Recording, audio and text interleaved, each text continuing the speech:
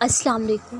صرف اپنی چاہت کا مل جانا معجزہ نہیں، بلکہ اللہ کی رضا میں راضی ہو جانا معجزہ ہے۔ وہ بھیجے گا مدد، سنو تم دعائیں کرتے رہو، تم چاہ بھی نہیں سکتے اگر اللہ نہ چاہے۔ غم نہ کرو، اللہ ہمارے ساتھ ہے، بس یقیناً مشکل کے ساتھ آسانی ہے۔ یقین اور دعا نظر نہیں آتی، لیکن ناممکن کو ممکن بنا دیتی ہیں۔ تمہارا یہی امتحان آگے چل کر معجزوں میں بدل جائے گا۔ ساری آزمائشیں بس ہماری یہ کہنے تک ہوتی ہیں، اللہ میں آپ کی رضا میں راضی ہوں۔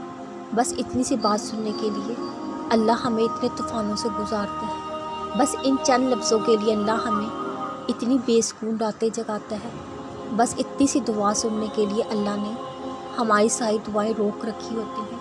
جو سب سے پہلے کہنا ہوتا ہے اسے سب سے آخر میں ہم اللہ سے کہتے ہیں۔ کیوں نہ آپ کی بات پہلے اسے وہ ہی کہا جائے جو وہ سننا چاہتا ہے، پھر ہی تو وہ کہے گا جو ہم سننا چاہتے ہیں۔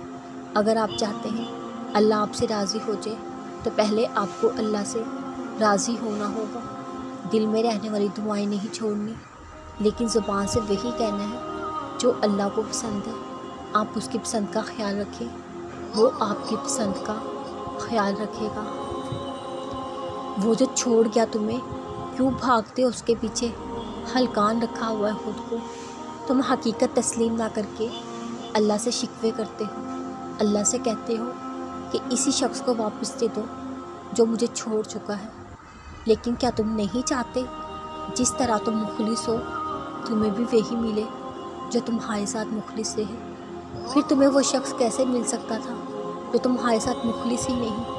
پھر خود ہی سوچو، کیا بہتر نہیں ہوا اس شخص کی حقیقت سامنے آ گئی؟ کیا کبھی سوچا ہے اگر اس شخص کا تمہیں حاصل ہو جانا ہی تمہارے لیے اذیت بن جاتا؟ کیا پتہ عارضی سی خوشیوں کے لیے تم نے زندگی بھر کے غم کا فیصلہ کر لیا تھا۔ اللہ نے تمہاری مدد کی، تمہیں زندگی بھر کے غم سے بچا لیا، اس شخص کی حقیقت تمہیں دکھا دی۔ تم تو شکر ادا کرو، اس شخص کی حقیقت تمہارے سامنے لا دی گئی۔ یقین کرو، تمہاری دعائیں رد نہیں ہوئی، تمہیں وہ ضرور ملے گا جو تمہارے لیے بہتر ہے، انشاءاللہ۔ جب تم اپنے زخمی وجود کو اللہ کے در پر لے جاتے ہو، وہ تمہارے ہر گھاؤ کو بھر دیتا ہے۔